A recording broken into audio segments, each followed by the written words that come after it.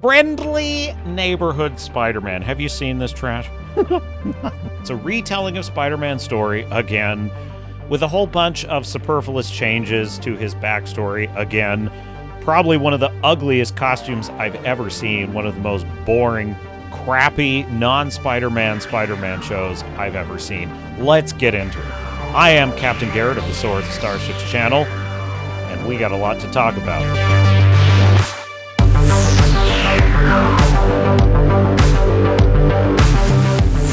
Peter Parker in this show, as in the Tom Holland version of Spider-Man, is a boy. He's not a man. He's awkward, and he says dumb shit all the time. He says things that constantly emasculate himself. Let me give you some examples. Hey, ugly! I thought he was talking about the girl here. I was gonna say pick on someone your own size, but you're actually a lot bigger up close. Your backpack's about to get caught in the elevator door, though. Look out for that. Huh? Whoa. That's not how elevator doors work. Then ask it with your mouth. Oh, okay, right. Well, it's just Mr. Osborn told me to come see him when I got here. Gotta love it. Why does everyone think I'm joking? Because you're a pajama boy. That's why. The arsonist remains active in the abandoned structure. Wait, don't change it. So far, the standout Why? was captured. I just, really like fire. Love watching it, burn. What the fuck? What was that? Oh, I'm sorry, Pearl. I didn't see you there. It's not a big deal at all. Petey's always been a bit clumsy. You know me, clumsy, Petey, Parky. This Petey Parky crap reminds me of this. Hungry? I thought that you could sense that with your Peter tingle. Please do not start calling it my Peter tingle. He constantly apologizes after punching bad guys. Oh, my bad! Oh, hey, I am so sorry. I really did not mean to hit you that hard. I was apologizing! I don't need an apology. Whoops, sorry, dude. Scared the hell out of me.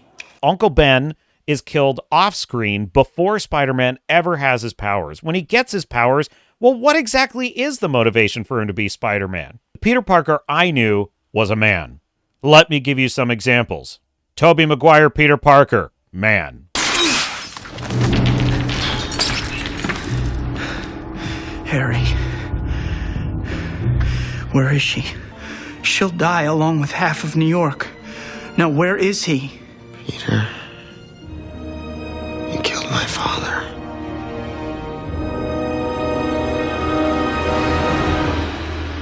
There are bigger things happening here than me and you. Andrew Garfield, Peter Parker, man. What? What?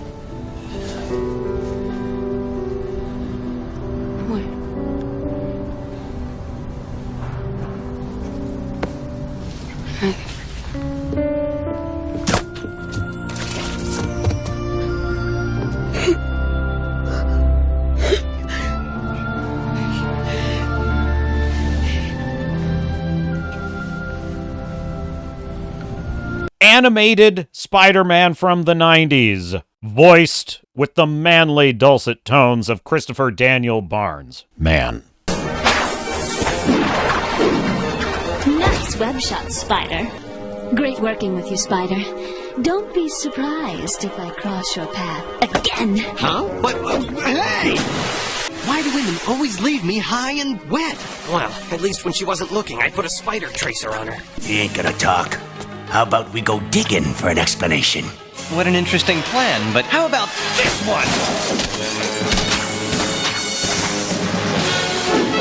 He had confidence. He had goals, desires. He had agency. I believe the current generation of writers have lost perspective on what it is, frankly, to be an adult human, but even more pressingly, to be a man. Charlie Neuner and showrunner and writer Jeff Trammell is a millennial.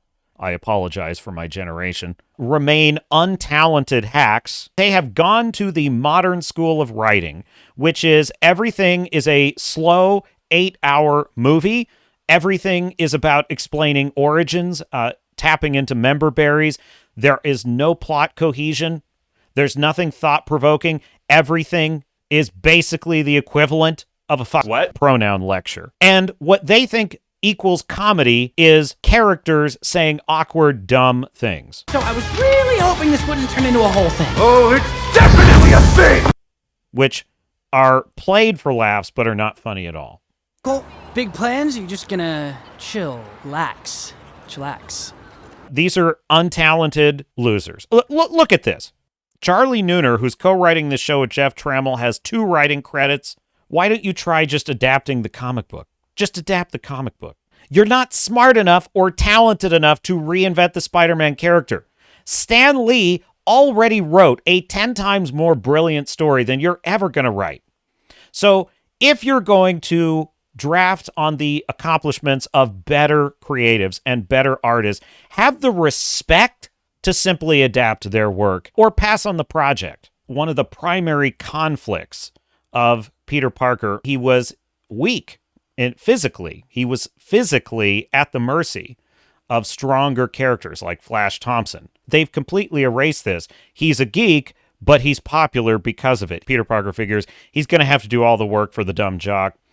And then, of course, the dumb jock turns out to be brilliant and heard that Peter Parker was cool. And the entire football team waves him over, and they all think he's super cool. Peter Parker gets plucked by Norman Osborn, we'll get to that later, for an internship in which there are 4 more characters introduced. Why are there so many characters in this who all think he's cool too? Peter Parker is liked by the football team, by the science geeks, by the other outsiders. Everyone wants him at the party. Everyone thinks he's super awesome. Like, they've completely missed the point. Your friendly neighborhood Spider-Man contains very little action. It's mostly concerned with various melodramatic subplots about the other characters, of which there are dozens, stuffed into this. We get annoying dramas about his lesbian friend. Like Nico and Peter invited to a party? Are we suddenly becoming cool? Yeah. I mean, I've been cool, Pete. We get annoying dramas about the quarterback who, because he's black, of course, he goes home to the impoverished side of town where police officers are eyeing him and just considering whether they should shoot him in the face or not. We get subplots about the interns at Oscorp. Why is Harry a ladyboy? Thank you. I mean, like I try to tell those guys, I don't really carry cash, but, I mean, do you have Venmo? Jesus. The animation is pretty lazy. I'm going to call this Tracksuit Spider-Man. I mean, what the hell is this? Better than being late. You have no style or sense of fashion. Is my suit really that bad? No. That wasn't a question. There's another scene. You're not going to believe this. So there's a scene in which Spider-Man catches a criminal who stole cash from a pizza guy. He brings the cash back to the pizza guy and says, "Here's the money that this woman stole." Sir? She was just down on her luck. I don't know. Maybe let her go just this once? And she gives this whole sob story about how, she's not a criminal. She lost her house and she just didn't know what to do. I'm sorry, I lost my job recently.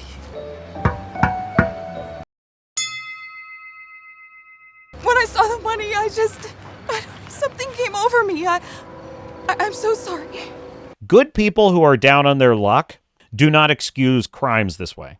Why? Because stealing hurts another human being. Spider-Man goes to fight this pyromaniac guy that's got some flamethrowers. We have this endless scene where Spider-Man, this guy is setting a building with people in it on fire. He's burning it down. Does Spider-Man go to save the people? No. Does he take this guy down quickly so he can then go save the people? No. He prolongs the scene by having this dancing around him, dodging. Every time he tries to web him, every time he tries to get near him, the flamethrowers somehow defeat him. He finally lands a blow and throws him across the street into the nearby building.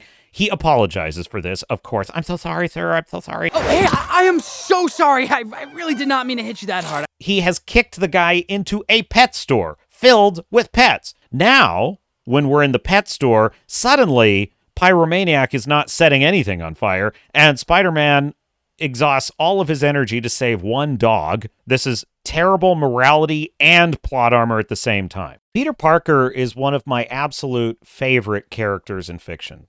He begins his journey a touch arrogant. His first instinct was to use his powers selfishly to get even and to get ahead. When he selfishly decided not to stop a robber who had just stolen from a man, he inadvertently unleashed a criminal that later shot and murdered his Uncle Ben, the voice of morality and conscience in his life.